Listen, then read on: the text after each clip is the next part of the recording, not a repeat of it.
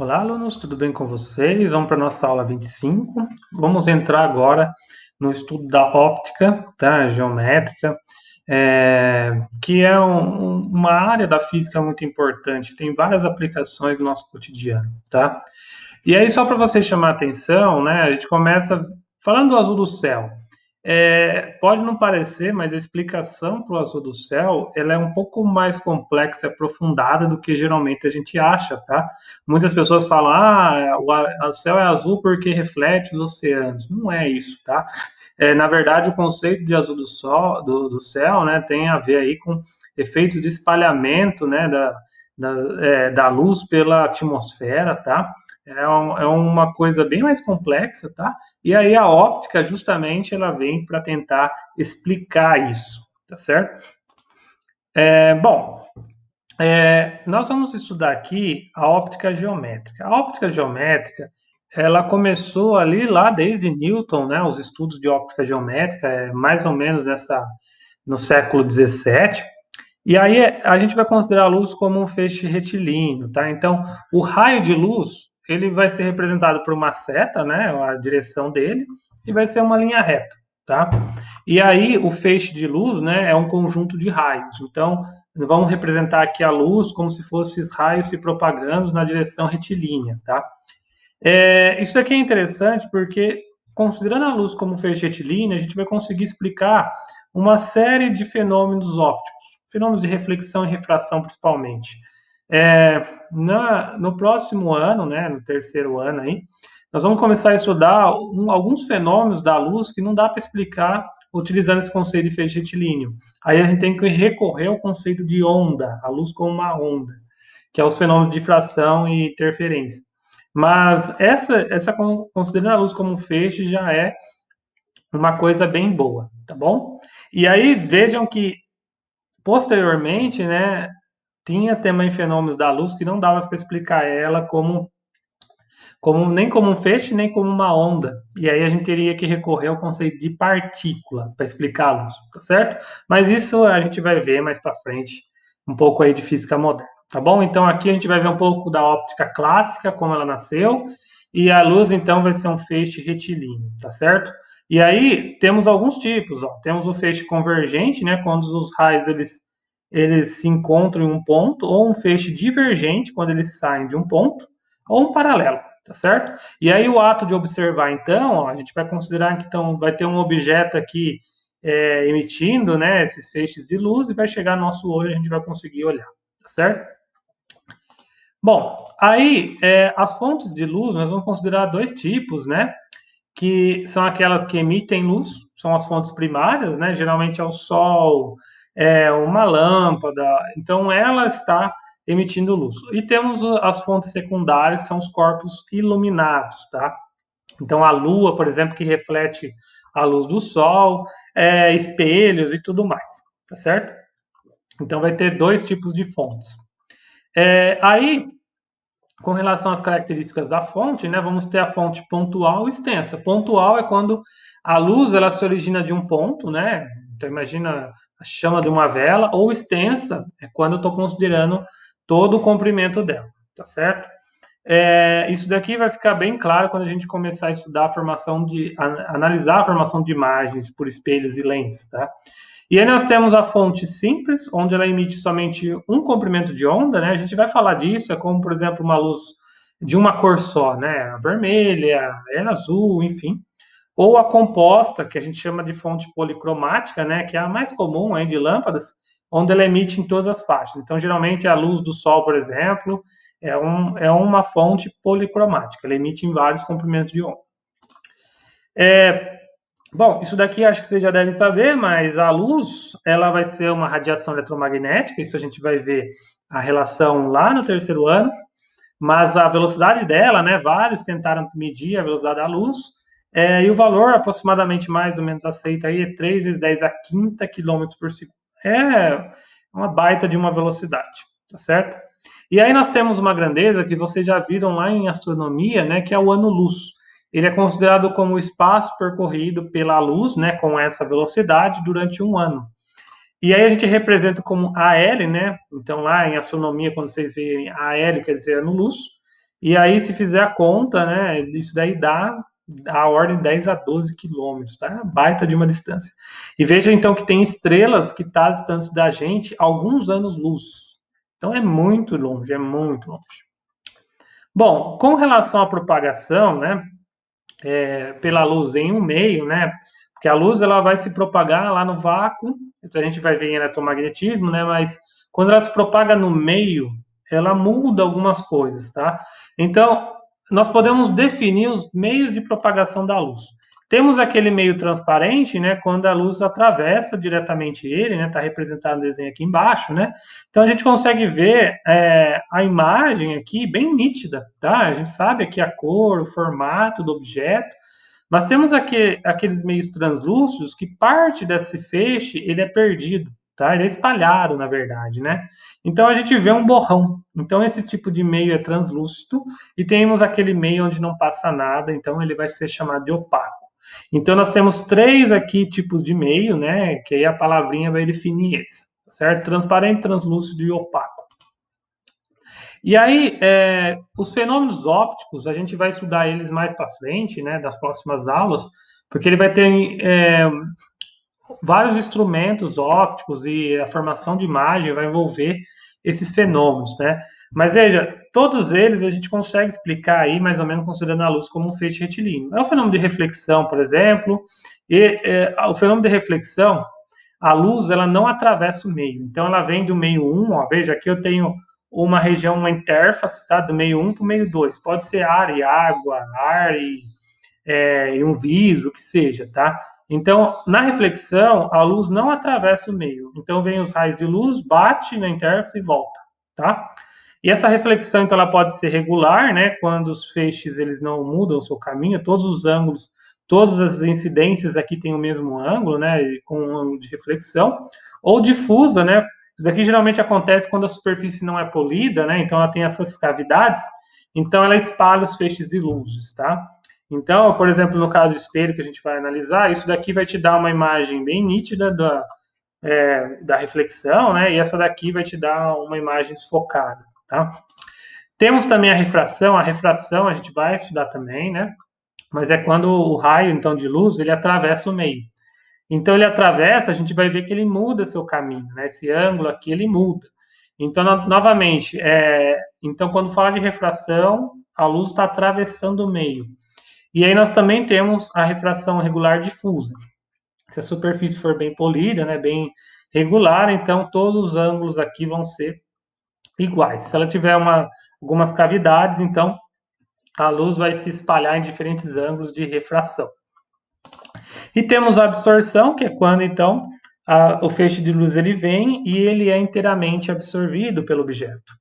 E se vocês lembrarem lá da aula de termodinâmica, a gente viu propagação de calor, tinha propagação por irradiação. Então, quando o objeto ele absorve o raio de luz, ele aquece. Então, geralmente, a absorção envolve aquecimento no meio, tá bom?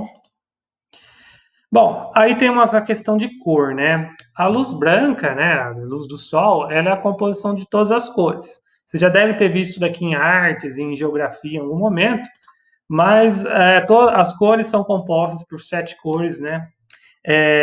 O vermelho, laranja, amarelo, verde, azul, anil e violeta. Para decorar, lembra de Vlav, Vav. VLA é as iniciais de cada cor, né? VLA, VAAV. Vlavav, tá certo? Bom, então assim, quando a gente juntar essas cores, então a gente forma a luz branca, e a cor de um objeto ela vai ser definida por essas propriedades, né? De reflexão e absorção. Então, por exemplo, a cor branca ela é considerada como a reflexão de todas as cores pelo objeto. Então, imagine uma camiseta branca, eu estou vestindo uma camiseta preta, mas uma camiseta branca, ela reflete todas as cores, é por isso que parece para a gente branca, tá? E veja, como ela não absorve nada, então ela não tende a aquecer muito. Então é por isso que geralmente no verão, no calor, nós usamos roupas brancas, porque elas dão uma sensação de frescor maior, né? Porque justamente porque ela não absorve nada. É ao contrário de um tecido negro escuro, né? e é o corpo negro que ele absorve tudo. Então, como ele absorve tudo, então geralmente ele tende a aquecer. Então é por isso que no calor não é uma boa ideia, né, você usar uma cor escura, uma cor preta, tá bom? E aí as outras cores vão envolver essa questão de reflexão e absorção. Por exemplo, a cor azul é a luz do sol, né, a luz branca incidindo, absorve todas as cores e só reflete o azul. Então, para a gente vai ver aquela cor, aquele objeto como azul. É o mesmo como vermelho, enfim. Então, a cor dos objetos é uma combinação de reflexão e absorção.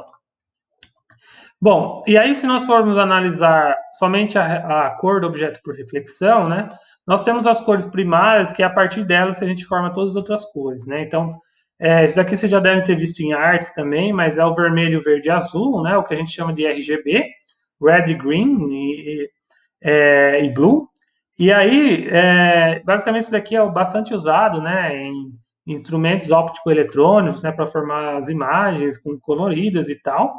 Então, e temos as cores secundárias, que é quando nós misturamos duas primárias, né? Então, se nós misturarmos as três, vamos ter o branco, mas se nós misturarmos duas em duas, ó, podemos fazer as cores secundárias, que é o amarelo, o magenta e o ciano, tá certo?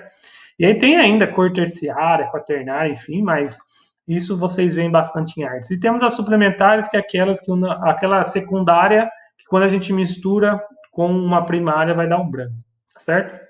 Mas o importante aqui é saber essa questão das cores primárias, que a gente juntando forma o branco, tá?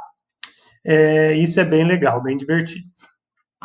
Bom, aí nós temos alguns princípios importantes, que é os princípios da óptica geométrica, né?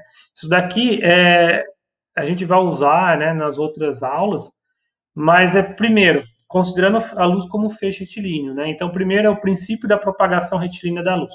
Então, a luz, ela sempre vai se propagar de forma reta, tá? Considerando a luz como feixe, né? Quando a gente considerar a onda, isso aqui vai mudar um pouquinho. Mas como feixe, então, sempre o raio de luz, ele vai em direção linha reta, ele não vai defletir, né? Ele não vai torcer. Veja que aqui eu só estou trabalhando com conceitos clássicos, tá? E aí, a partir disso, principalmente quando a gente falar de eclipses, né? Vocês já estudaram um pouquinho disso também em geografia, mas tem os conceitos de sombra e penumbra, tá? Então, o eclipse é quando nós temos um objeto, né? Entre nossa visão, né? E a fonte de luz. Então, esse objeto, ele vai formar, né? Uma região de total escuridão, que é a sombra, e uma região, né? Mais uma intensidade menor, né, que é a penumbra, tá certo? E é isso daqui acontece basicamente com os eclipses, né, lunares e solares. Por exemplo, lunar, quando a Lua ela fica entre o Sol e a Terra. Então a gente tem uma região aqui total ausência de luz e uma região com uma pequena intensidade de luz, que é a penumbra, tá certo? Mas assim, enfim, esses eclipses lunares, né, a gente é um conceito muito interessante e dá várias implicações no nosso mundo, tá certo? Mas lembre-se que a gente consegue então explicar o eclipse, né, com essa propagação retilínea da luz. E aí nós temos outra coisa também que dá para explicar pela propagação retilínea da luz, que é a câmera escura. A câmera escura, não sei se vocês já fizeram essa brincadeira, né, é pegar uma caixa de papelão, fazer um furinho bem pequenininho, né, e aí se você conseguir entrar embaixo aqui e verificar a tela, você vai ver então o objeto. Imagina uma vela aqui, ó, e aí o feixe de luz ele entra pelo orifício, né? E do ponto em cima aqui da vela, do objeto, e o ponto menor aqui. Então, a câmera escura você consegue ver o objeto, a figura do objeto invertido, justamente por conta dessa propagação retilínea, tá certo? E aí você tem uma relação entre as alturas, né? Se imagina esse objeto está a uma distância A do orifício O. E aí a caixa de papelão ela tem um comprimento B, e você tem um objeto de altura M, né? A altura N da imagem, né, ela vai ser o tamanho aqui da parede da caixa de papelão. Então você tem uma relação de proporcionalidade, né? A relação entre a altura do objeto da imagem é a relação entre as distâncias. Então você consegue saber a distância que está o objeto se você medir esse tamanho da imagem, tá certo? Então é bem legal essa brincadeira da câmera escura, tá? E nós temos também o conceito de ângulo visual, que é o ângulo que a gente vê um objeto, né? Isso daí vai dar o termo acuidade visual, quão a gente consegue notar esse objeto. E aí, basicamente, então, é o ângulo, assim, que o raio de luz, né, até atingir o nosso olho, é o ângulo alfa aqui que faz do ponto mais alto do objeto ao ponto mais baixo, certo? Outro princípio da óptica geométrica muito importante é o da reversibilidade dos raios de luz, tá? O que quer dizer isso aí?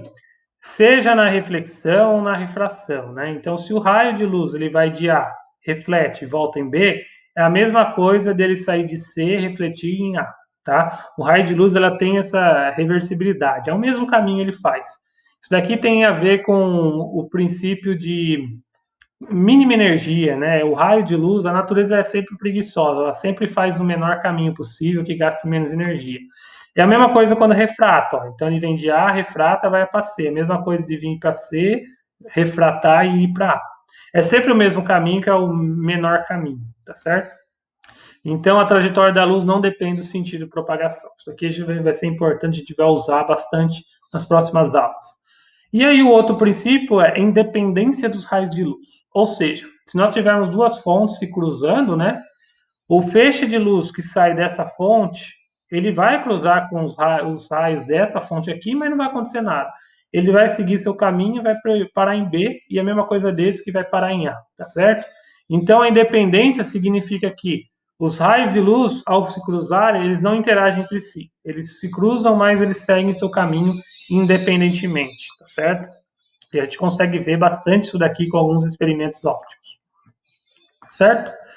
Bom, e aí de curiosidade, gente, veja que a antiga astronomia, né, ela se aproveitou bastante desse conceito de luz como um feixe retilíneo para fazer medidas bem apuradas, né? Então, por exemplo, a própria determinação da velocidade da luz ou a distância da Terra ao Sol, né? Então a gente usava os conceitos de eclipse e tudo mais, né? Mas servia basicamente usando os princípios de óptica geométrica e trigonometria, você conseguia calcular essas coisas. Por exemplo, o método de Roemer aqui, ele é um método bem interessante para calcular a velocidade da luz a partir do eclipse aqui de Júpiter, do satélite de Io no planeta Júpiter, tá bom? Visto da Terra. Então, dá para fazer coisas incríveis se você considerar a luz como um feixe retilíneo, tá certo? Para mais informações, você pode consultar um pouco na internet, tá bom? E aí eu separei alguns exemplos, gente, ó. Num recinto à prova de luz externa, né? Eu ilumino uma fonte luminosa vermelha, então ela só tem uma cor. E aí eu tenho um indivíduo de visão normal, né? Sobre essa mesa estão dois discos de papel. Um, ele é branco, o outro é azul, né? Quando a gente olha com luz branca, né? Então um é branco, o outro é azul. Aí eu vou jogar a luz vermelha. O que vai acontecer? Eu quero saber o que vai acontecer com as cores desses discos, tá? Bom, o disco branco, né? Quando eu iluminar com luz vermelha, ele vai refletir todas as cores, só que só tem a cor vermelha, então ele vai aparecer vermelho. O disco azul, né? Ele significa que ele absorve todos os comprimentos de onda e reflete o azul. Como eu estou jogando luz vermelha, ele vai absorver aquela luz, então ele vai aparentar para a gente uma cor negra, tá certo? Então notem aí a diferença aí no aspecto de cor, né? E com essa questão de reflexão e refração, certo? Tem um outro exemplo aqui, ó. Um observador nota um edifício, né? Ele projeta uma sombra de 30 metros. Tá? Então eu tenho um edifício da altura H, e aí ele mede a sombra do edifício, né, de 30 metros. E aí ele faz uma haste vertical, né, de 50 centímetros, e ele, com essa mesma inclinação, né, nesse mesmo horário, ele tem uma sombra de 0,80 metros, né. É um experimento que dá para fazer, ele quer saber a altura do edifício. Novamente aqui é uma regra de 3, né, porque o ângulo é o mesmo. Então, a relação dessa altura do prédio com a altura da régua, né, da haste, é a mesma proporção da sombra, né, do prédio com a sombra da haste. Se você fizer, então, você vai cair numa regrinha de 3, então você descobre que o prédio aí tem cerca de quase 19 metros, tá certo? É um experimento bem bacana para fazer, tá? Aí eu tenho um outro exemplo da câmera escura, né? Então eu tenho um orifício, a caixa tem um comprimento de 40 centímetros, né? Aí eu tenho uma árvore de 5 metros, ela produz uma imagem de 25 centímetros. Tá? Eu quero saber a distância A aqui da árvore até a caixa. Novamente, uma regrinha de 3, né? A altura da árvore em relação à altura da imagem é a mesma proporção da distância da árvore até a caixa e com o comprimento da caixa. Você vai cair numa regrinha de 3, fazendo as contas, então eu encontro que essa distância é 8 metros, tá certo? Veja aí que é puramente você considerando a luz como um feixe, tá certo? Pessoal, então é isso, né? Essa aula foi só alguns princípios iniciais da óptica geométrica. Nas próximas aulas a gente vai investigar, então, mais a fundo os fenômenos de reflexão e refração. Obrigado e até a próxima.